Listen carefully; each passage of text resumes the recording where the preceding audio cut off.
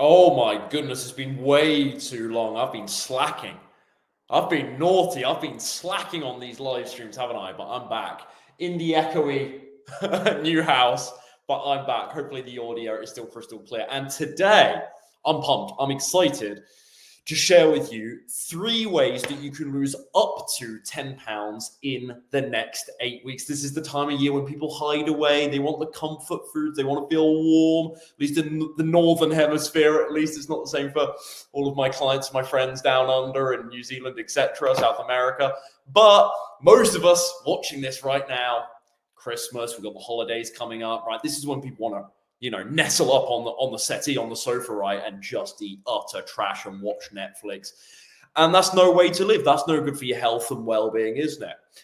So let's buck that trend. Let's go counterculture, and let's make sure that at this time of year, when everyone else is giving up and memeing themselves into winter weight gain, oh, my Christmas layers, that you are just crushing it. You're watching that scale go down. You're improving your relationship with food, getting fitter each week. And then you can get a massive head start on the new year, right? All those January heads that are like, this is it, right? This is the year. New year, new me. All of those heads, right? All of those folks, you'll be 1 up. You'll be 2 up. You'll be 10 pounds down by the time they're even signing up for their first gym membership. So that's what I want to do for you today. Share 3 of the integral steps that are going to be crucial to that journey.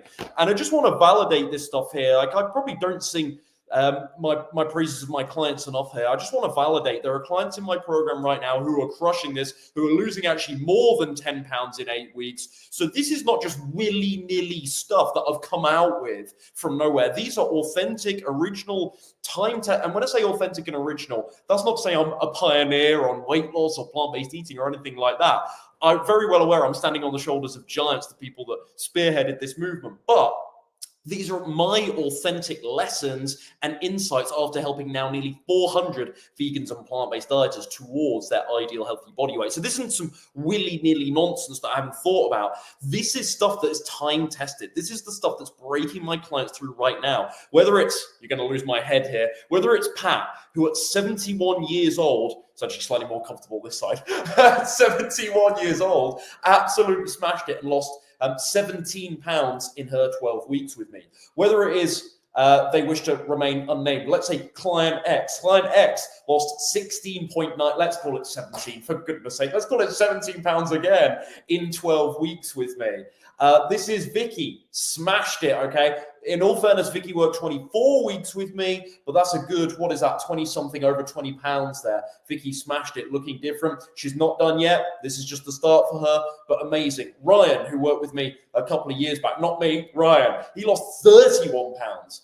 31 pounds in 12 weeks with me without counting a single calorie, as I say on the screen there, without having to worry about, restricting carbohydrates or eating an absurd amount of protein every day. This is what my clients, the results they're getting on Slim and Sustain. So I'm giving you 3 of their crucial lessons today. And step number 1 here, if you want to lose up to, and maybe even just beyond 10 pounds in the next 8 weeks, here's what there's a lot of contentious stuff out there, right? It's confusing. People don't know where to start. It's very overwhelming. When you start looking at weight loss, even when you start looking at plant-based weight loss, this doctor has this opinion, this YouTuber has this opinion. What about the nuts? Do I need to do the 50-50 plate, the fat content, X, Y, Z? How high with the protein, right? There's a lot of different influences, even just under the plant-based umbrella. Then you extrapolate that out to the wider health community. It's a nightmare. But here's the one thing, the vast majority of us teachers and us coaches and us doctors in this community are agreeing on, across the spectrum of diets. A consistent calorie deficit is how you lose weight. And that's the bottom line. And as I like to say, there's many ways to peel an orange. There's many ways to lose weight. Bottom line, you want to be in a calorie deficit. That's what's going to move the needle. So whether it's keto, whether it's the carnivore diet, I know, don't get me started, whether it's flexible dieting, whether it's plant-based, whether it's some sub-diet under the plant-based umbrella, whether it's McDougall's Maximum Weight Loss or Nutritarian or the Ryan Adams Slim and Sustain approach, the reason why they all produce results for the people that shout from the rooftops about them is because they're in a consistent calorie deficit. Oh, they might not last very long, and a year later they might rebound back up the scale. I know you'll be nodding as you watch this. I've been there, right? This is what most people do. But the reason why they work initially is because you're in a calorie deficit. It might be too much of a calorie deficit or not enough of a calorie deficit. That's a different question entirely. But it is, or maybe one day they're in one, another day they're not so much. So it's kind of evening out over the course of the week. That's why I stress consistently. So that's the one thing every health guru, quote unquote, argues is that calories are going to be the bottom line for weight loss. That's not to say weight loss only comes down to calories, and hormones, metabolic rate, inflammation in the body, gut bacteria aren't important. We haven't even talked about exercise and sleep and stress management, hydration and so on, rest, recovery. All of these things are important. They are variables in the equation of weight loss, but calories seems to be the bottom line in most people's estimations in this community. Now, of course, everybody, right? Every Tom, Dick, and Harry argues that their approach is the best one, and all the others are inferior, and all the others are terrible. I do it. I fall into the trap of being like, well, that didn't work for me, so it's terrible. That didn't work for me, so it's terrible. And this is the one thing that magically broke me through. Every guru is going to argue, I should say guru, quote unquote. I don't consider myself a guru by any means.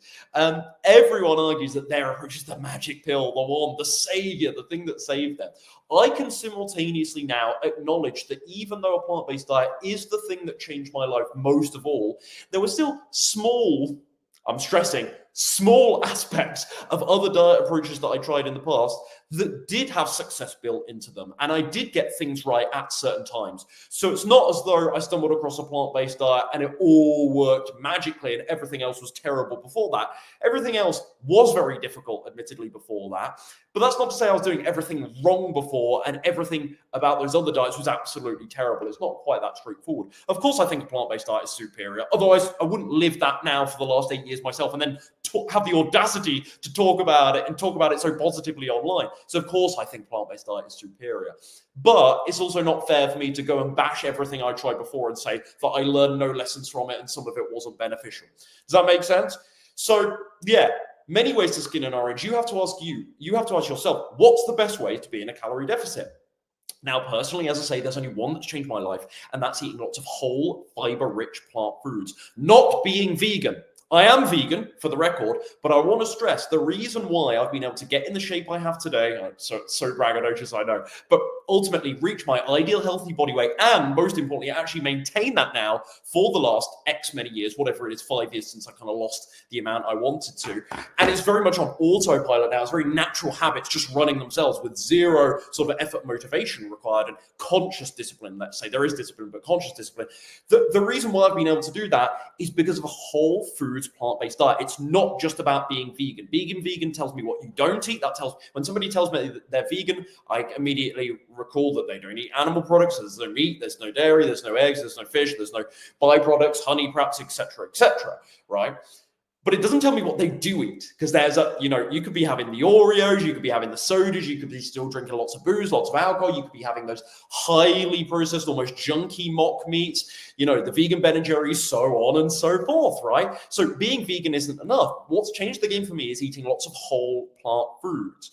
And that, in fact, is the easiest way I've discovered to actually stay consistently in that calorie deficit for a couple of reasons. Number one, because the fiber in most plant-based foods, I stress most, not all, but most plant-based foods, helps me stay fuller for longer. And that's an anecdotal experience I've had. It also measures up scientifically, but anecdotally, I can feel myself versus years ago staying fuller for much longer, even on a lesser amount of calories than years ago when I was eating animal products and junk foods. It would take more calories to fill me up than it does now, even though the calories are less, because that fiber makes a heck of a difference when it comes to actually feeling satisfied and feeling a fullness and a bulk and a volume in your stomach to carry you over to the next meal. So that number one reason why this is the easiest method, the plant-based diet is the easiest method I found to be in a calorie deficit, is because of the fiber content. Number two, I've already kind of touched on this, but the caloric density of so many plant foods, not all of them, but so many plant foods, is much lower than many animal products, I should say, to be fair, and processed foods, much, much lower. So, the likes of whole grains and beans and potatoes, so tubers as well, sweet potatoes, yams, etc., butternut squash, the likes of, what am I missing? Fruits, veggies, did I say those? these are, nuts and seeds are an obvious exception, but these are incredibly low in their caloric density. What do I mean by caloric density? The calories per pound or per ounce per gram, whichever unit you measure in, is really, really low compared to lots of other foods, okay? Under the foods that are contained, let's say, or promoted heavily within other diet nutrition methodologies. Make sense? So not all of them, like I say, nuts and seeds, and it depends what you eat, and of course it depends how much, but isolating just caloric density, so calories per pound, calories per ounce, this diet is absolutely incredible. In fact, let me see here, I wasn't even planning on doing this, but have I got a little infographic that displays this somewhat? Let's see here, I might disappear. No, that's healthy snacks. Can I show you guys? No, I can't, darn it. I thought I had my calorie density infographic here just to illustrate, the effectiveness in terms of calories of so many plant foods. But yeah, ultimately, I can then, as a result, I've been able to eat really big portions and still lose weight at the same time by maintaining that calorie deficit so much more easily than when there was lots of animal products in my diet. Okay, now, not everything, as I say, that you eat on a plant-based diet is going to be really, really low calorie. What about tahini and those rich dressings and sauces? And as I say, nuts and seeds and nut butters. And these are things I do include in my diet, albeit more sparingly, because I'm very conscious of the amount of calories they contain. So that's why it's made it so easy for me for years and years now, not that I'm in a calorie deficit now, but so easy to keep my calories low and very near maintenance for years and years, even after I've lost the weight, because I can still eat really big and I just don't feel all the deprivation and starvation that I felt years ago when I wanted to lose and then maintain a much lower body weight. And a plant-based diet has been an absolute blessing for that. And like I say, going back to the first point, you get all that fiber with it too. So low calories, lots of fiber. Brilliant, absolutely fantastic. And this is without me even commenting on micronutrient profile of so many plant foods as well. That's another video for another day, and how they can be beneficial in terms of their thermic effect and benefits to metabolic rate from having a micronutrient rich and diverse diet as well. It's not just calories and fiber. That's what I'm talking about now. They're the obvious arguments. But it's not just calories and fiber. There's other things too. But anyway, let's move on. I can't stress enough, you need to be in a calorie deficit consistently to lose weight. Okay, so if you're wondering why your friend Helen lost loads of weight on a keto diet, even though you heard from plant-based YouTubers that keto was bad, keto's no good, don't do that, and you're thinking, well, why did Helen lose weight doing that? She's probably in a calorie deficit consistently, or very likely, or definitely.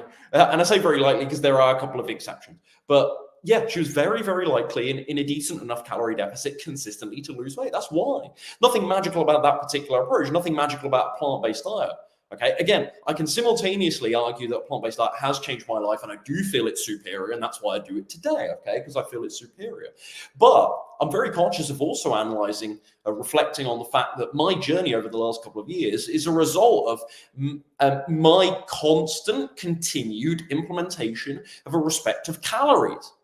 And I don't even track my calories, as you guys know, but it's having some calorie consciousness and some awareness and looking at the scale and thinking, well, maybe if the scale's not dropping, maybe I am over consuming. When I've still got 10 pounds to go and the scale's not dropping, maybe I am eating too many calories. Maybe it isn't coming down to the amount of avocados in my diet or the amount of carbohydrates eating. It's just bottom line calories.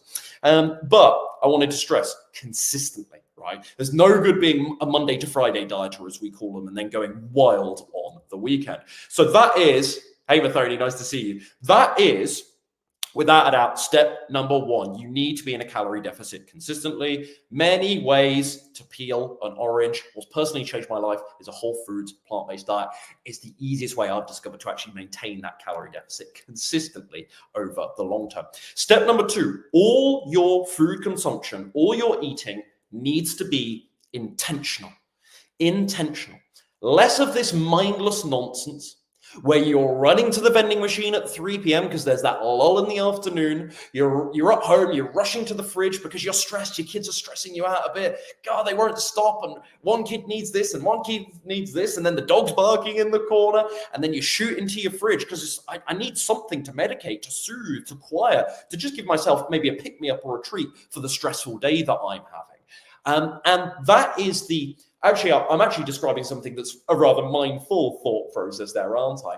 But it is that sort of mindless, a lack of purpose behind food decisions that really is adding calories and calories to most people's diets beyond what they actually need. There is a big difference between physical hunger, your body's genuine requirement for nutrients, for calories, aka energy, versus emotional hunger, which is I need something now to make me feel a bit better. I'm a bit sad. I'm feeling a bit lonely. I'm a little bit bored today. There's not much going on. Or on the adverse, I'm stressed. I'm just having an argument with my spouse, with my partner, with my boss at work. Get me in that fridge, man. Give me that cake right now. Okay. And that is not, I want to make a distinction here between, I'll leave the train of thought. I was just going to go on, but I want to make this distinction very, very clear. There is a difference between being hungry and having the desire to eat. Being physically genuinely hungry and having the desire to eat, they're not always the same. And people use that term, I'm hungry, with a lot of overlap, with a lot of generosity. It's like, are you actually hungry or do you just want to eat? They're not the same thing. They're not always, I should stress, the same thing. Hey, Patricia, nice to see you. Nice to have lots of my clients in here watching. Thanks for everyone that's joining me because this was kind of impromptu. I did want to do one today, but it's a very rushed day. So yeah, I didn't actually let you guys know ahead of time at all that I was going to do this. I just sprung on and jumped. I kind of shoot myself in the foot with this because if I announced it, made a big deal. Hey guys, I'm going live on YouTube. Join me for your questions. Join me to talk about the 3 ways to lose up to 10 pounds in the next 8 weeks. I'd have a lot more eyeballs if I actually did that sort of promotional work. So I sort of shoot myself in the foot with these, but it's been a bit of a wild day. So anyway, back to our point here. All your eating needs to be intentional. You don't want to catch yourself eating needlessly, eating mindlessly when you're not actually hungry, just as a result of boredom, stress, or the feeling that you want a reward, right? When you've just had dinner, do you really need that dessert that you want? Oh yeah, but I'm used to something sweet after dinner. Yeah, but do you really need it? Yeah, I really want it, Ryan. I grew up eating. No, that's not what I'm asking. Do you really need that chocolate cake? Do you really need that bit of chocolate? Do you really need that ice cream after dinner? Literally 10 minutes after you just finished your dinner? Come on, you can't actually be hungry already, right? But this is what people are doing. They've got all of these habits and all of these behavioral patterns based on time of day, based on their feelings, based on what's going on at home or what's going on at work or if they're out and about. And all of these associations and connected habits, let's say, are in their brain, and it feels inevitable that they go through these cycles. And to the extent, like I say, that it's always mindless, they're stressed, and all of a sudden they're eating potato chips because it's so I'm sure you've experienced this. It's so mindless because it's a behavior that you've trained. And so you start tricking your brain into thinking that food is the response to a feeling or an emotion you've got without even knowing necessarily that you're doing that. So yeah, it's 3 p.m. and there's a bit of a lull in your day. I know, but should you actually be eating? Are you actually hungry right now? I know you always watch movies with some snacks or some popcorn, but do you actually need that food right now? So if you want to lose 10 pounds in the next 8 weeks, you need to be thinking very consciously when you sit down to eat, do I actually need this right now? Am I actually hungry? Okay. Is this necessary for me right now to eat? And simply by taking this level of awareness and mindfulness throughout your daily life, you'll be able to, it's like my clients in the first week with me, they're always like, Ryan, oh my God, I didn't realize how many bad habits around food I had. It's only now I've come on the program, you've given me the structure, you've given me some rules, and you're providing some accountability. And I'm kind of now shining a light back on my behavior. And I see all of these little voices and cravings in my head that I was obviously giving into a lot before, but I wasn't really analyzing because they were so mindless. They were happening in such a natural flow that I wasn't really paying that much attention to them. So this is what my clients are always telling me after sort of the first 1 to 2 weeks on the program. It's kind of actually a bit of a bitter pill to swallow. You kind of realize, oh, I'm actually a little bit more messed up with food than I even thought I was. I knew it was bad, but now because I'm forced into a structure and someone's holding me to account, I'm seeing. And then the sort of the mental and emotional coaching we do around food, I'm seeing all these behaviors now. I didn't realize it was this bad, okay? So it's a bittersweet feeling. It's nice to see where you've been going wrong in the past, but it's also kind of like, gee, I didn't know I was in that bad, shape in terms of my food choices. But, I have all of these voices and all of these cravings all the time. So ultimately, bottom line, I'm trying to convince you and persuade you to eat when you're actually hungry here, which I know is an intuitive thing that takes some time to learn. It takes some time to understand your appetite and your metabolism, especially when you are used to eating, every time that you want to eat, right? If you're always training that response to the desire to food, that it's very hard to actually say to yourself, no, I'm actually only going to eat from now on when I'm actually hungry. Now, I like 3 square meals a day, and that's what works for my clients so incredibly well. And it sort of suits most people's, metabolic rate and appetite, not metabolic rate, excuse me, but let's say metabolic requirements and sort of appetite, but also at the intersection with their schedule very nicely as well. 3 square meals a day, maybe 1 to 2 snacks. That is what's working really well for my clients. That's how I lost the weight initially, on 3 meals a day and 1 snack. That's how I lost my first 25 pounds after going plant-based, after starting a plant-based diet in 2015. So that is the structure that I'm pretty, I've kind of propagandized myself into. I love that structure because it's changed my life so incredibly, but it allows me to really last 4 to 5 to 6 hours between each meal, feel really good because, like I say, of the fiber content, because the volume I get to eat, and because I'm eating these really sort of nutrient-rich, nourishing foods. And that's been a very easy way to do it. And then in between, 9 times out of 10, if I get hungry in between a meal, sorry, I have 1 snack a day. Nowadays, I have like 2 to 3 snacks a day. But when I lost weight, I had 1 snack a day. But what was my point? Yeah, if I get a bit hungry beyond the usual times that I have snacks and meals, 9 times out of 10, maybe it's the 1 time out of 10 is when I've had a really active day or something like that, and my metabolism's just flying. But the 9 times out of 10, if I get hungry between meal times and it isn't a designated snack, a time I usually have, my snack that I've agreed that I will have that day, I know it's not actually hunger, it's something else. So watch out for that stuff. And I want you to get yourself to train yourself. Makes no sense, but also simultaneously makes a lot of sense. I think you follow. Train yourself to actually spot, no, am I hungry? Ask yourself that question. And this new awareness will also better help you with step 1, right? Which is going back to the importance of being in a calorie deficit consistently, like I shared right at the start here.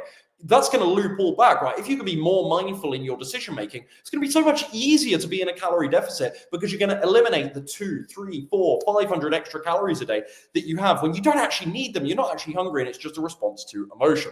And finally here, step number 3, before we wrap up, this is the final thing you need to do to make sure that you're losing very close, maybe even a little bit more, like my top clients are doing, like I just showed you right at the start on the infographics here on the screen.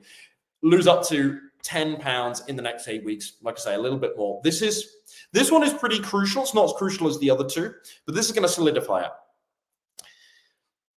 You need to be tracking your progress. I was trying to think about ways to say this. But you need to be tracking your progress. If you are not seeing where you're actually at, what results you're getting, as a result from the actions and the strategy and the plan that you're taking, how do you know what's working? How do you know when to troubleshoot? How do you know when you're in a plateau? How do you know if you're actually losing weight? You need to be checking these things consistently so you don't lose 1, 2, 3 weeks where you're not making any progress. And then all of a sudden, it's like, okay, I've got this 10-pound milestone. I've already lost 3 weeks. So now I've got 5 weeks to lose 10 pounds. And then things might start to get a little bit too aggressive and people start juice fasting because they're in such a rush and they're so impatient. All of this extreme nonsense. Nothing wrong with juicing, but I think juicing alone as a diet, I don't like. So very unnecessary and highly restrictive. So yeah, if you want to be ensuring that you lose a good amount here in the next 8 weeks, I would suggest that you want to start weighing yourself 3 times a week.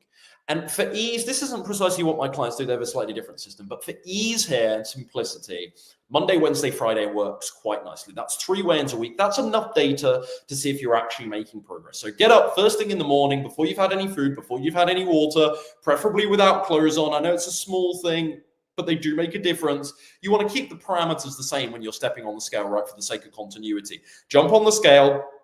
Monday, Wednesday, Friday, write that number down somewhere, notes app of your phone or some kind of fitness tracking software or MyFitnessPal or something like that.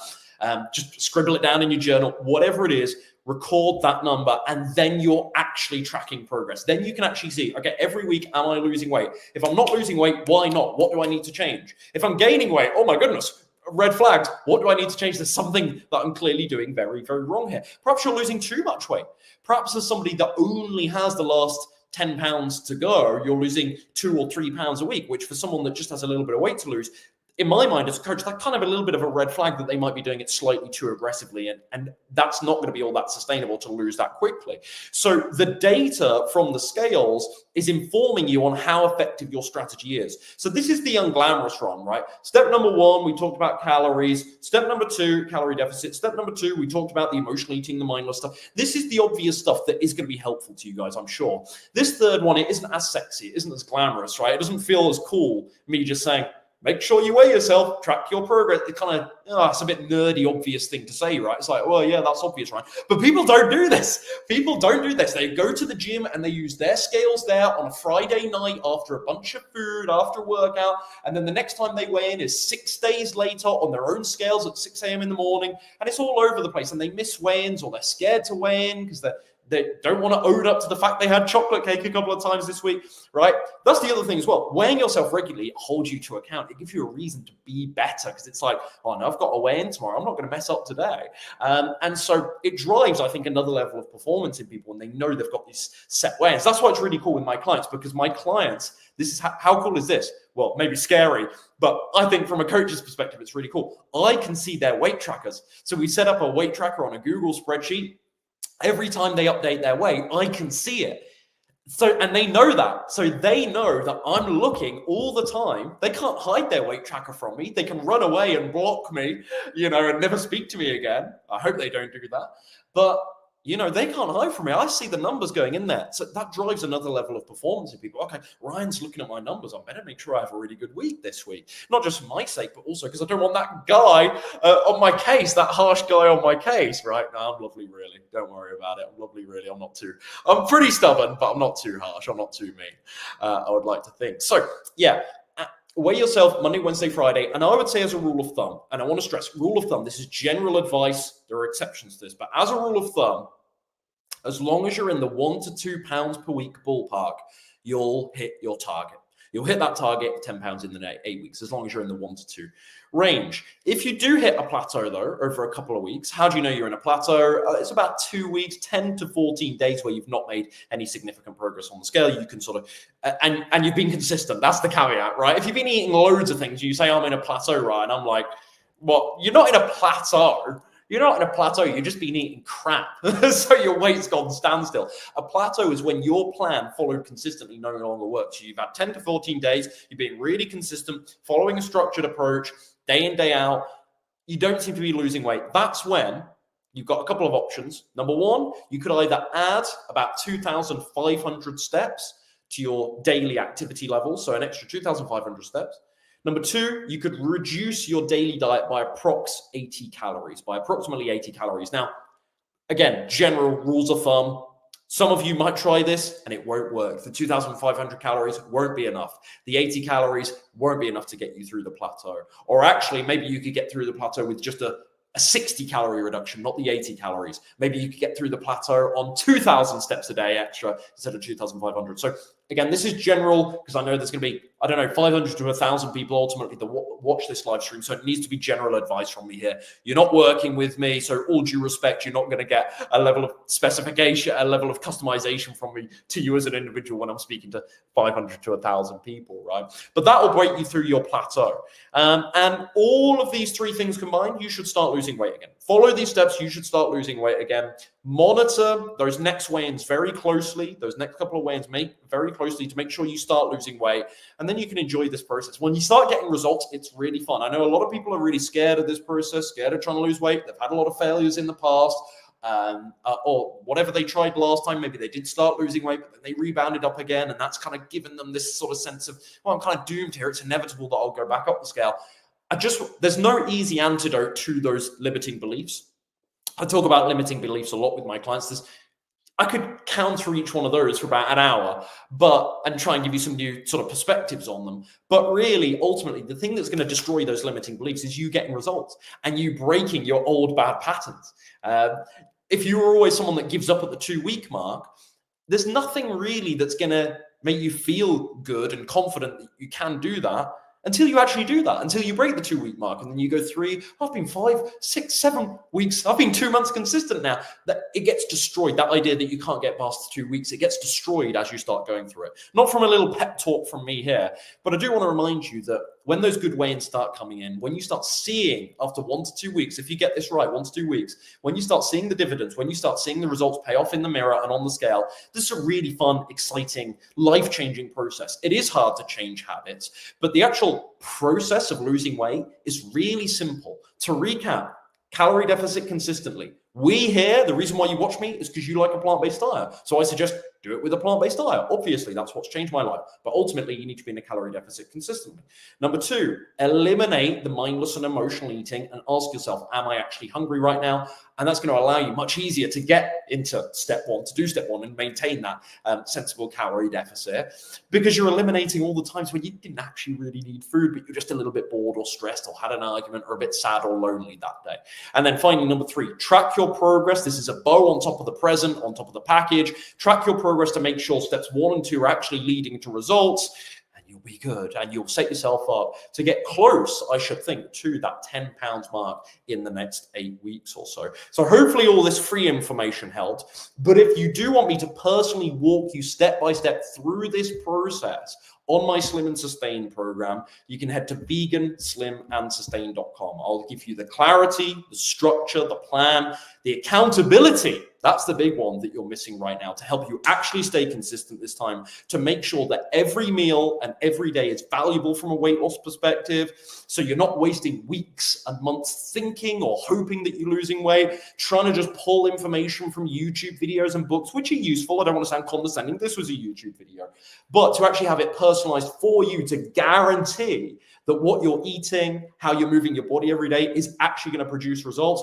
Oh, you can just relax, the peace of mind that comes with that. You don't have to worry about, oh, will this meal work for weight loss? You can just think, no, Ryan's designed this exactly for me. I know it's going to work. And you can just relax into this process and get the results like I showed at the start. Once more, let me see if I can flash some of these up just as a reminder of how well lots of my clients are doing right well, and how the advice I've shared today is not just willy-nilly stuff. These are direct lessons that I've learned after helping, not only through my own journey, but helping now nearly 400 vegans and plant-based dieters through my Slim and Sustain program towards an ideal healthy body weight. So this is Pat, who lost 17 pounds, once again at 71 years old. Incredible. This is another client X, we shall call her, lost again, funnily enough, 17 or so pounds, this time in 12 weeks with me.